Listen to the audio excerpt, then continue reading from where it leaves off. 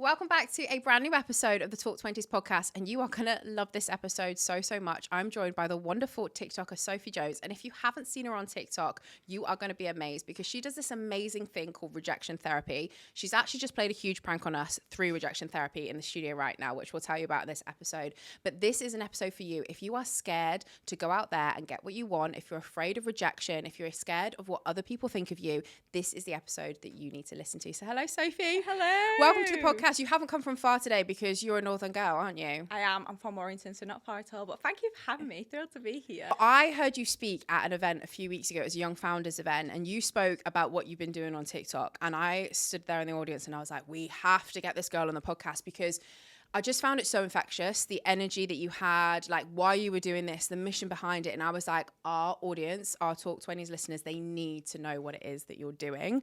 But before we get started and we dive into rejection therapy, I would love to know what your photo from this time last year was. So we have a little bit of a tradition on the podcast. We ask our guests to show us a photo from this time last year, maybe encapsulate what their life was like this time last year and tell us a little bit more about what was going on for you. You weren't on TikTok back then, were you? Or were you? I just started. You just started. Okay, cool. But the reason why I started, because this time last year, I'd just been split up with by my boyfriend. No. So my photo of this time last year is me crying. Oh, do you want to see it? Yeah, go on. How are you feeling at this moment in time then? I was very upset.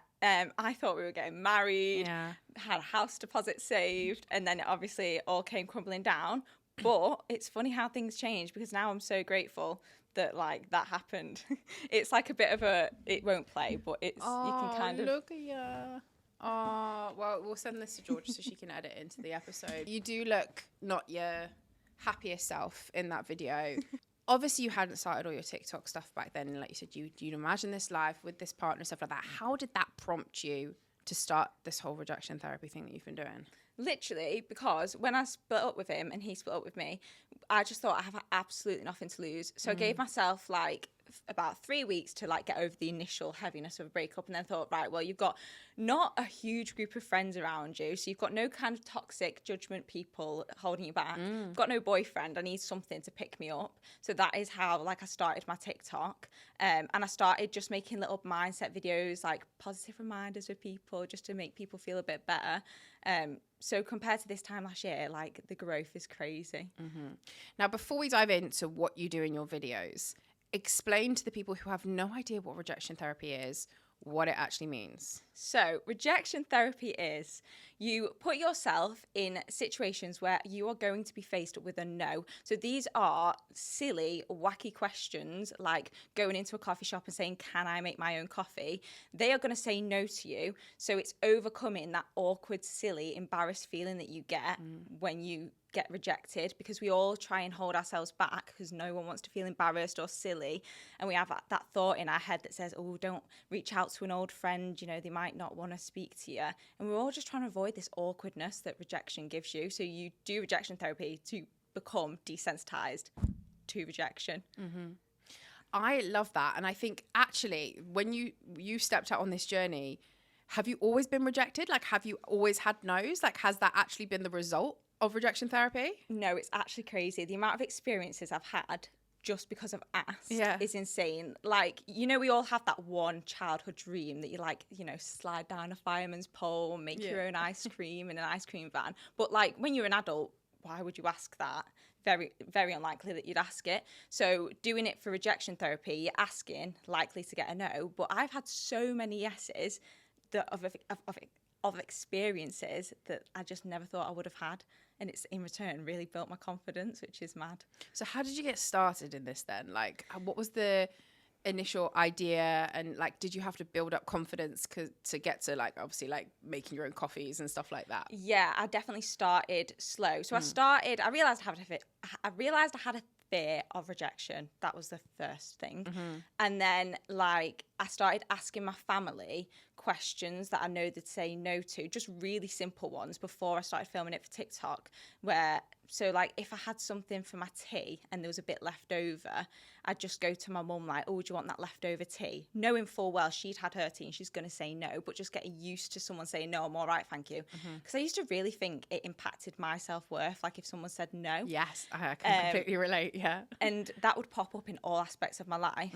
And then how it kind of took off for TikTok is I went to the park and I wanted to film a TikTok dance and nobody was around, but the thought of me putting my phone down, dancing to it, and someone walking around the corner just filled me with absolute anxiety. And I was thinking in my head, I was like, because at this time I was making my mindset videos, making all these videos on, how not to care what people think. Yeah, I can't even dance in front of my camera. So I was like, right, let's do something about it. And I'd heard of exposure therapy, which is similar to rejection therapy, where you, same thing, keep doing something so that it proves to your brain that you don't need to be scared of it, and then you become desensitized to it. So as a whim, I was at the park and I said to my TikTok followers, I said, I'm going to start a series where I become desensitized to like embarrassing things. And then that night I saw a girl do rejection therapy because I didn't know it had a name or anything. And she went into a coffee shop and asked to make her own coffee, and the thought of me doing that just made my skin crawl. Like, it's, how entitled would it make you feel? And I was like, well, if it makes you so nervous, then you obviously need to do it, because if something makes you nervous, there's obviously some kind of resistance to overcome. So then the anxiety was flooding me, but I thought, just do 30 days of rejection therapy. And that is how it started. And it just completely took off because it's such a new concept. And so what kind of things did you get doing in the early days? Like, what were the tasks that you set yourself? In the early days, it was going up to people and saying, would you like a game of rock, paper, scissors? I watched a concert. So at the end of the concert, I went and asked if I could sing with the band. Like, you just know they're going to say no. Going into Domino's and asking, can I help deliver the pizzas? But the anxiety at the start was like, I thought it was a bit abnormal how anxious I felt to just ask a question. And I sat there with it and I was like, there's definitely something else going on. Like, I'm not terrified of a no. Like, it scares me, but not to a point where I'm getting shaky. So I sat there and I was like, what actually is the real reason to why you're feeling so anxious? And it was the judgment side of it, being perceived by people in a way that I don't want people to perceive me. Because, going up to someone in Tesco's and saying, can I try your shoes on? Yeah, they might say no, but they also think you're really odd. And it was that made me realise, oh my goodness, like, I have a massive fear of judgment. And this is why, I love rejection therapy, because yes, it's hard, but you're overcoming rejection fears and you're also overcoming your fear of judgment. So has that got better for you doing the whole process? Like, are you not so scared of what people think of you now? No, yes, it has helped me massively. Yeah. Even just putting myself out there on social media, like my videos this time last year, the confidence growth is crazy. Even the way I talk to my camera, I couldn't vlog in public before, and now I'll happily talk to my camera. And obviously I have been doing it for a year, so obviously I'm more competent in it now, but it's just, I realize that people's judgments can't actually hurt you, or nothing bad happens if someone judges you. Then they're not even going to tell you, probably. And it probably says, there's that saying, isn't it, that what someone thinks of you is more about what they think of themselves than what they actually think of you. It says more about them. Yeah. Do you believe that to be true? Yeah, I literally stand by that saying, because I might start doing a dance in the street.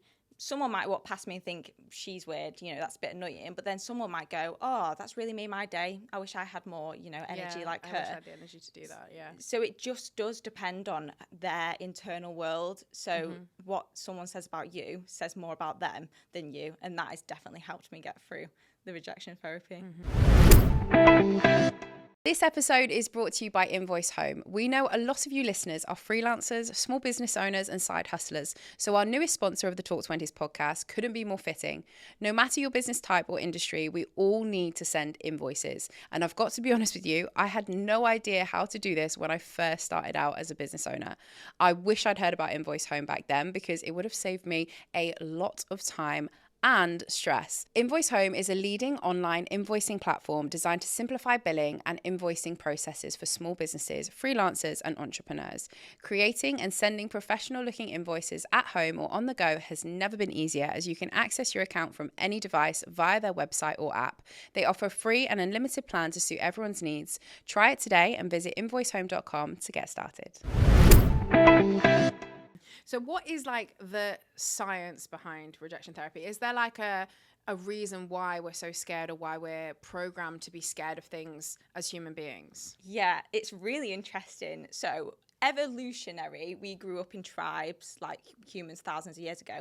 And if we did anything out of place, said anything weird, like we would be kicked out of the tribe. And if you were kicked out of the tribe, you'd have no community, nowhere to sleep, no food. So as humans, we have got programmed into our minds that we need to fit in with society. That is why we are all pretty much scared of judgment, because we want to stay within our tribe. But if you don't know this, and you don't know it's your natural human programming, then you just feel the fear of judgment and you just shy away from it. So we have a gland in our brain that is responsible for fear. I think it's called the amygdala gland. But when you do things like rejection therapy, when you put yourself out there and it's new, your gland is basically going, this is drawing attention to myself. I don't feel safe. Like, what if I get kicked out the tribe? And that is what then spurs all the anxiety and the nerves, because you want to fit in. So the science behind it is that you have to prove to your brain that nothing actually happens if you put yourself out there, if you get rejected, if you fall over in public, like you're okay, you're safe. And I think that's the science behind it. It's crazy. It's super interesting. For people then, do you think people are more, like there are definitely some people out there who are less scared of rejection than others. There are some people who would literally not even ask for a glass of water if they were absolutely gasping. And there are some people who would walk right in, take the glass out of the cupboard themselves, fill it up and drink. There was just some people who are naturally, we would probably call that confidence. There are some people who are more confident than others to make those kind of decisions in life, to ask for what they want, to communicate the things that maybe, like, some of the things are extreme that you're setting your challenges for, but a lot of people still range within that kind of confidence spectrum. Do you think that, like, that's also like science-based? Like, is there something to do with the science behind it for why some people feel maybe less scared when it comes to asking questions and getting rejected than others? Yeah, I definitely think it's to do with everyone's upbringings, different experiences you've had. Like, you might have, for example, gone up to someone one time and asked a question and been greeted with a really rude response. So instantly your brain's going to go, that's a dangerous situation. Yeah. Even though logically, rationally, it's not really a dangerous situation, but your brain's always trying to protect you. Whereas someone else might have had an upbringing where they've never received or little rejection, little rudeness. So the brain's response is completely different.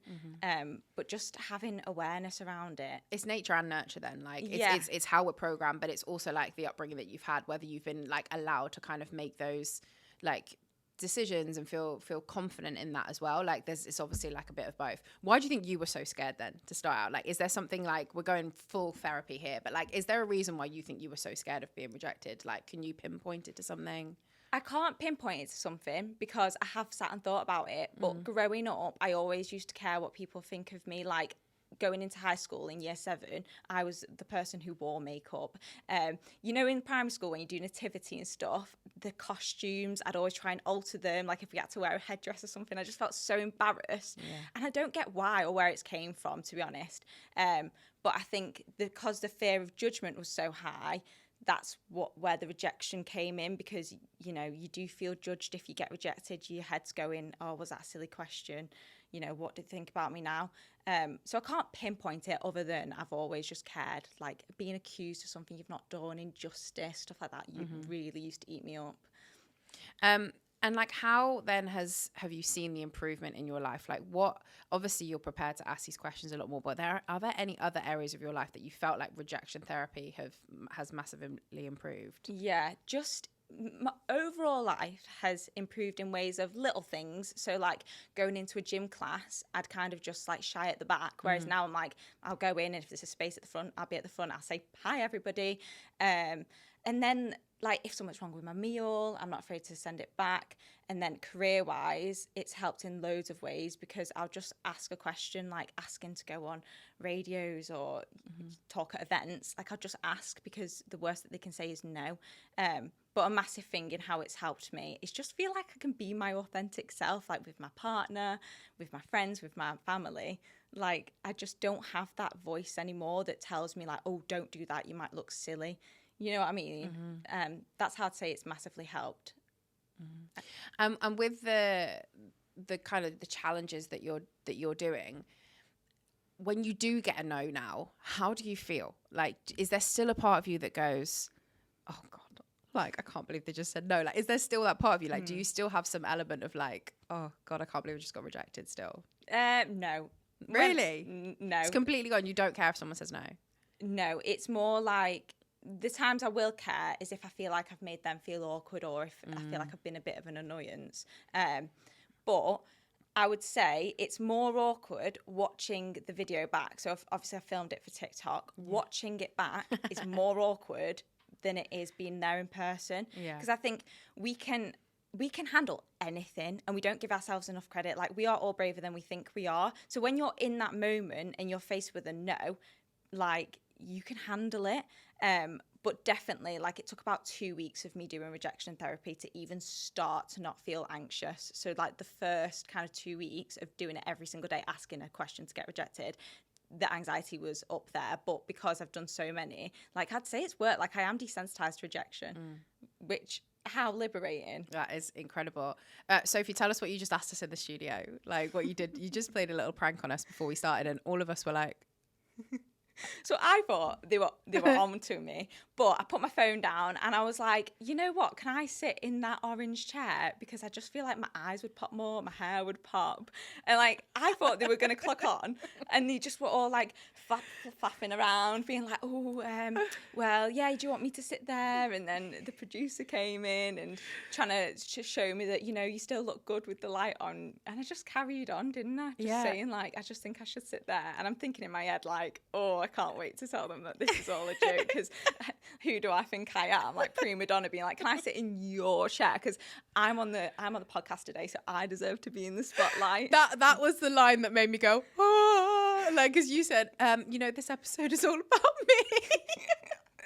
And I was like, oh, we've never had that before. I was just thinking in my head, but like, yeah, like nothing. I mean, obviously you told us at the end of it, you were like, this is obviously for like one of my videos. Yeah. We were like, oh, like that's good. But like, also at the end of the day, like, what would have happened if that was genuinely the truth? You know, we would have probably let you sit in this seat. You'd have been happier, and we'd have might have afterwards gone, God, that was a question that we weren't expecting afterwards. And you know, she really knew what she wanted with her angles, but like, nobody died, you know, at the same time. If that's what you really had wanted, was to sit in this seat in that scenario, it could have happened. Like, and what we thought about it really is nothing to do with us, really. Well, it's all to do with us and our judgments on things. I always think the worst part about it is you just feel silly. Like, you feel silly and awkward. But if that was a question that like I genuinely stood in and I was being serious, then I wouldn't feel silly because I believed in the question. Like, I only felt silly because I actually wouldn't do that. So for example, in everyday life, when you put yourself forward for a job promotion, or you reach out to an old friend that you've not spoken to in ages,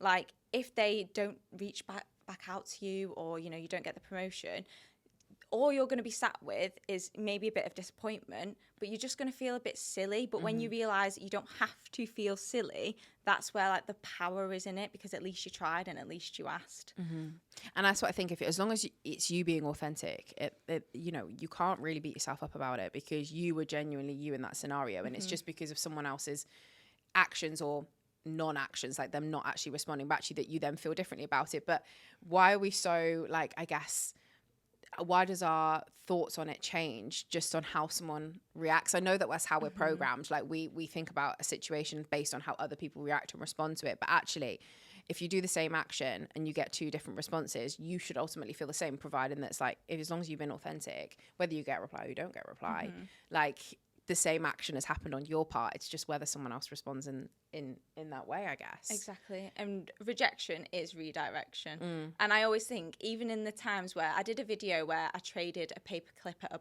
car boot just to see how far I could get, and I ended up with a golf club at one point, and everyone was rejecting me with this golf club. I must have got about 7 rejections, and like, I say to my phone, I'm like, I actually feel like I'm giving up a little bit.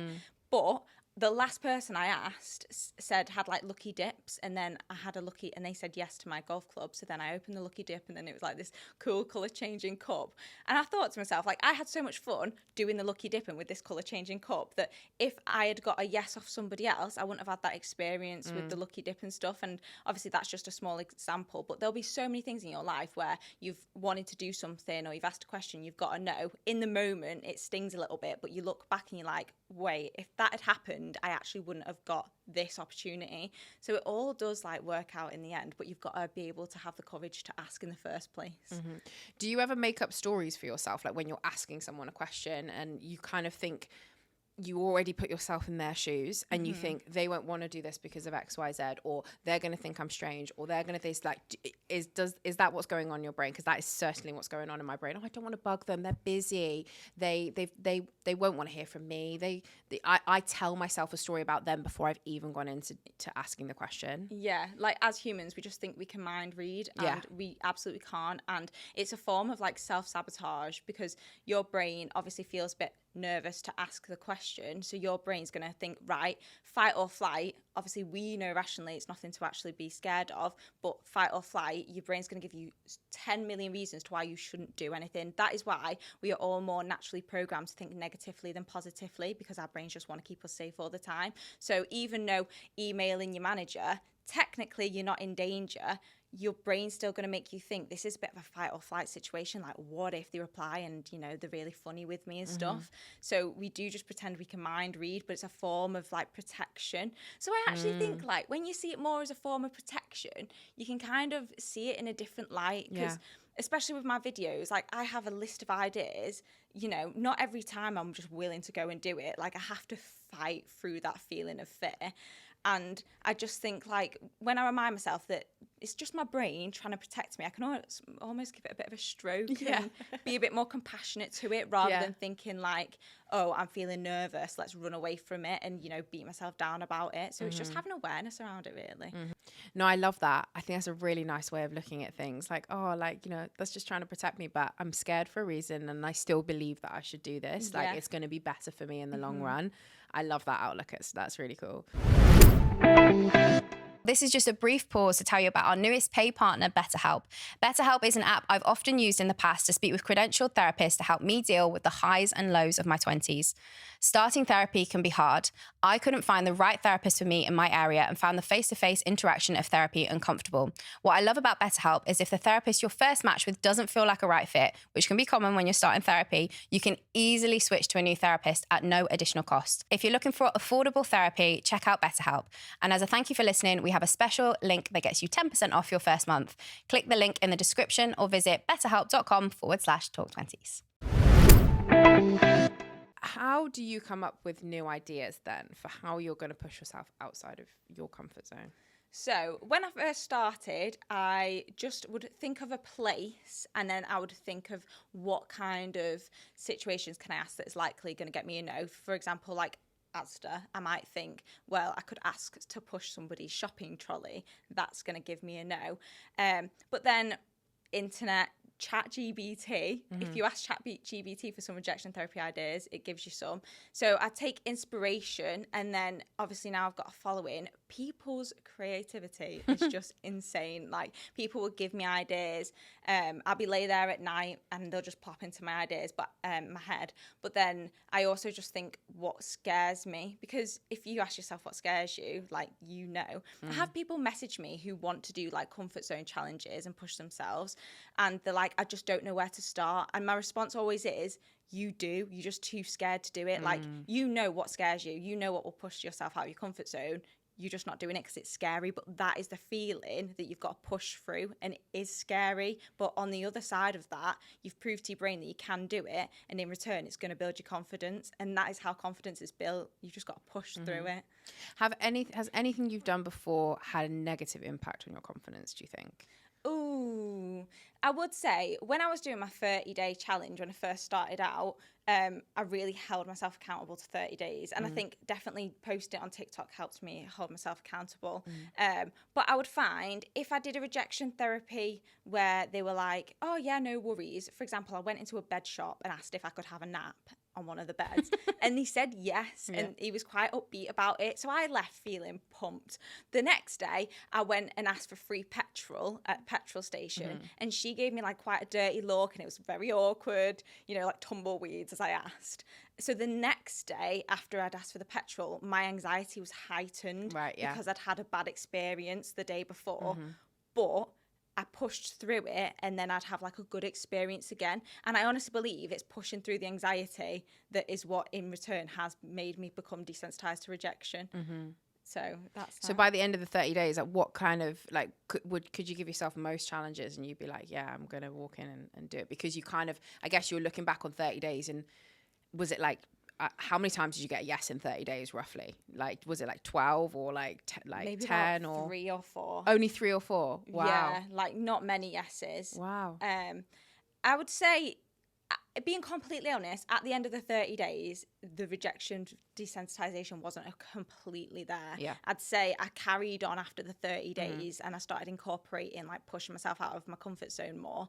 And now I'd say the rejection desensitization is there. But when it comes to like pushing myself out of my comfort zone, so like, you know, singing randomly in public, like I still get nervous for that sometimes. But then, like I was just saying earlier, like you're getting nervous for a reason. It's just because your brain's trying to protect you. But I definitely find taking it to the extreme in my situation, I'm not saying to everyone, you know, just go out and ask someone, you know, can I wear your shoes?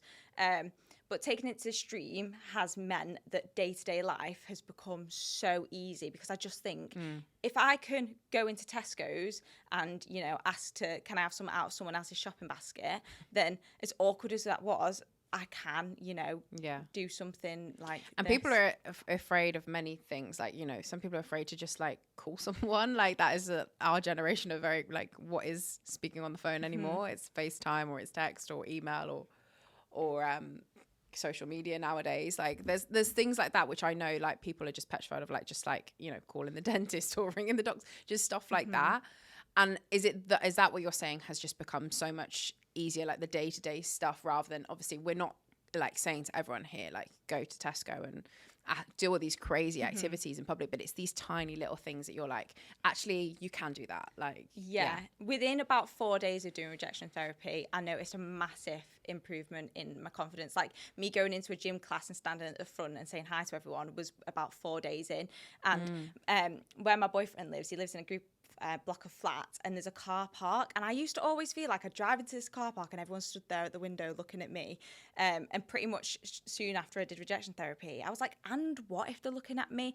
Oh, another good one, when cars drive past you and they might, you know, do something not very nice out the window or, you know, beep at you, that would really eat me up, because the injustice of, I didn't mean to do that, or I didn't do anything wrong. Whereas now I'm like, what they're thinking of me doesn't actually impact me unless I sit and stew on it. But you can just choose to not. And you see someone having a really bad stroppy day in their car, sometimes you can just see them going like this and this, and if you don't even look at them sometimes and you just go, yeah, that's your day, I'm fine, thank you very much. I just don't even make eye contact, because I'm just like, I don't want to take on your bad day that you're literally having me because you're angry at like me trying to get into this line or something like that, you know. Like I definitely think that's one that I have definitely grown up getting better at, because when I was younger I'd be like, oh my god, I'm so sorry, like go on, you go in front, like all of those kind of things. I'd be so stressed about like cutting in and stuff like that, or, you know, doing something wrong when you're driving. I used to be such an anxious driver, but that is a huge one. I think if you can get more confidence like on the roads or, you know,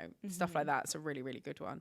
I saw that you went on a solo date to a comedy night or to a pub the other night. And I don't know if I watched pretty much, I think I watched the whole video, but you were just chatting away. Did you make some friends at the event? And there was a comedian on stage as well. Like, what was that experience like? I think a lot of people are also scared to kind of do stuff like that, like go out on solo dates. Yeah, solo dates have become such like a part of my monthly routine, and they're just so liberating. And I've tried to go on solo dates before, but the whole time I was sat there, like I'd just be thinking about everyone staring at me, be a bit shaky. Like I tried to take myself out to Wagamama's, and I was stood in the queue, and I was like, I can't do it, like just being by myself. But since doing rejection therapy, I go to Thai restaurants, went to a comedy night by myself. But I just think people really don't care as much as you think they care. And it's called spotlight anxiety, and it's really common. But like if you're in a group situation and you feel like everyone's looking at me, like everyone's scrutinizing what I'm saying, it's spotlight anxiety. But everyone has it, like everyone feels like everyone's looking at them, and it takes like the awareness of knowing that, wait, they're thinking about them and their life, to be able to realize that it's actually not about me. So yeah, I went to a comedy night and I walked in and there was about 6 people in this quite big room. So it's quite empty. And I just had this overwhelming urge just to be like, hi everyone, I'm Sophie. And I ignored the urge at first, and I obviously documented it for TikTok. I'm saying to my TikTok, like, I want to do it, but it's a bit awkward. And I thought, just do it. So anyway, I started talking to my phone, just updating my Instagram story.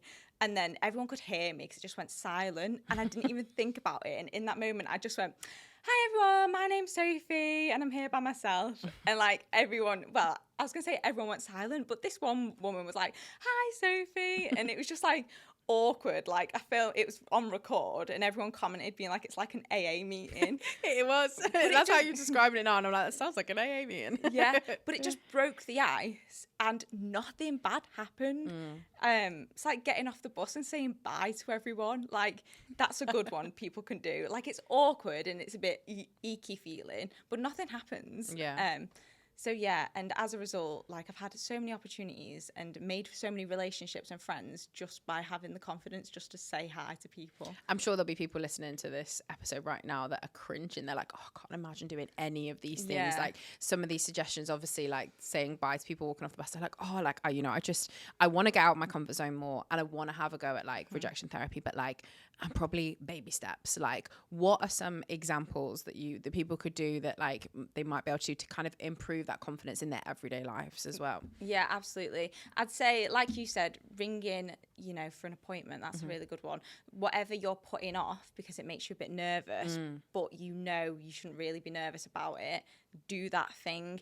In your work, there'll be so many things in your job where you'll be scared to do it. So push yourself out of your comfort zone. But in terms of rejection therapy, things that I did to baby step my way in was like if I had a hairbrush, just offering my friend like, would you like a hairbrush? Or I never used to offer people chewing gum and stuff, like because I thought if they said no, it means that there's something wrong with me and all this stuff. So ask people for chewing gum. Like I had some hand cream once and I was in a group of people and was like, does anyone want any hand cream? And I feel like people would say no, but they actually ended up saying yes. But just getting used to hearing a no, if you do like feel like you've got a bit of a fear around rejection, can do wonders for you. And you don't have to take it to the extreme. Like everyone's comfort zones are different. And I think the reason why mine are so extreme is because I did it every single day. So your comfort zone grows and grows and grows. But if you look at my first rejection therapy video, I am shaking. I'm so timid talking to the camera. So it goes to show that you just have to persevere. But yeah, that's what I'd say. So the task for everyone listening right now is to think about something they've been putting off for a little while or something that they feel very anxious about when they think about having to do something, and to go out and do it in the next couple of days and to make it their mission to go and do it. So there you go, listeners, you've got some homework. But Sophie, we always ask questions about people's 20s and the things that they've been through and the experiences. I think because you embody this rejection therapy mindset, you are going to answer these like a breeze. But we always ask our guests to share an adulting failure, something they've been through in their life that they think, oh my God, when I look back now, they're horrified. They probably had to go through it in order to grow. But like, what is that one thing that you can think about that, is that you would describe to yourself as like, God, that was a big adulting fail? I would say like getting materialistic things because you think that's going to make you cool and you think that's going to make you happy. Like buying the latest shoes and stuff. Like you don't need materialistic things to be happy. And I think happiness definitely comes from within you, and anything you want to feel, it comes within you. And I think we seek it externally quite a lot. And then I also want to say, when me and my boyfriend split up, like I was like, this is the guy I'm gonna marry. But you had to go through that breakup. Like you wouldn't be where you are now if you hadn't been through that breakup. One of those things as well that a lot of people like, sometimes people do bring up like relationships as like a past like failure. Obviously, like people, relationships, I guess they do fail, but ultimately they always, you mentioned you have another partner now, like you wouldn't be with them if you hadn't been through that experience, and they obviously taught you something about life. So I think a lot of people relate their previous relationships to being adulting failures, but like we all have to go through them to get to where we are. So it also, you kind of have to see, I guess, the bright side, no matter sometimes how difficult or how tough they are to leave or to let go of. at the time. So totally fair. Some two really good points there. And I know that for something that you've been really trying to get better at, the rejection side of things, and your confidence has grown, all that kind of stuff. But is there another area of your life that you're like, I could really do with working on right now? Like that, you know, I'm not the finished product and I would like to get better at. What's that thing for you, if you wouldn't mind sharing? I'd say procrastination. I think it's such a common thing, but if something's overwhelming to me, I can put it off, and I am getting better at it. But like mess, for example, like having a messy room, like I'm not the type of person who looks like they've got a messy room, and I let it get messy because it overwhelms me. So I think getting better at like that discipline, but I definitely am. And maybe it's an age thing, like maybe it helps, you know, when you get a bit older, but at the same time, that's just an excuse. So yeah, but I was like it in college, like if an assignment would really overwhelm me, I'd put it off rather than just doing it there and then. So yeah. If you're watching the Talk 20s podcast on YouTube, you'll always see that we have these drinks out on the table. They're Riviera iced tea. And I was honestly so excited when they reached out to sponsor the podcast because I am obsessed, like seriously obsessed with iced tea. If I'm getting a meal deal, I'm getting an iced tea. If I'm on holiday and I don't fancy something alcoholic, I'm ordering an iced tea. And now here in the studio, we have iced tea on tap always, and our guests love it. Riviera iced tea is also low calorie, natural, vegan and gluten-free. What a bonus. And the peach iced tea from them is genuinely the best I've ever tasted. You can only get these drinks online right now, so run, don't walk, over to rivieraicedtea.com and fill your fridge with something super refreshing this summer.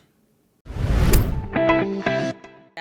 Have you looked into any ways that you can like procrastinate less? Like, is it something you've actively tried to get better, or is it something that, you know, you're sitting here thinking, yeah, I would really like to do that, but you still need to put those actions in place?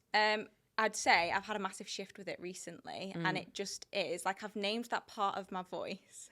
Sounds really like, ooh. I've named that voice in my head the devil. Okay.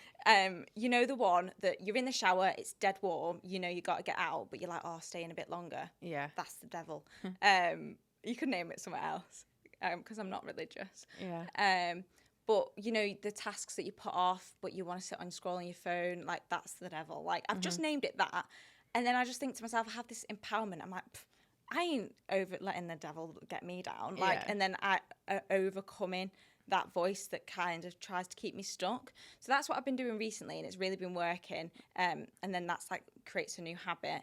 But then doing the rejection therapy, like holding myself accountable to do one every day. Like, have I wanted to push myself out of my comfort zone every single day? No, because it's scary. So the fact I have been doing it has really, really helped that side of procrastination. Yeah. So I feel like the two might go hand in hand, actually. Yeah. For sure. So yeah, like it's a lot better than it used to be, but that's what I'm currently like working on.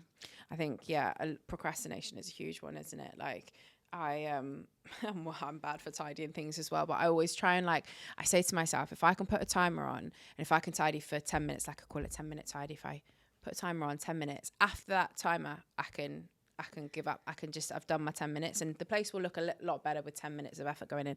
I never want to stop after 10 minutes. It's so weird. It's like I've given myself like a new kind of challenge. So if a place is a mess, I'm like, I've got 10 minutes right now. I'm going to do 10 minute tidy, and at least it will look mostly better. But most of the time, yeah, like I said, I love that. I always go past the 10 minutes and I'll find a new thing that I'm like, I really could do with tidying this random box in a cupboard and this kind of thing and do that. Well, Sophie, it's been amazing having you on the podcast. I think our listeners will be able to see why I had to get you on the sofa, why we had to invite you onto the podcast, because it's such an interesting story. It's such a brilliant outlook on life.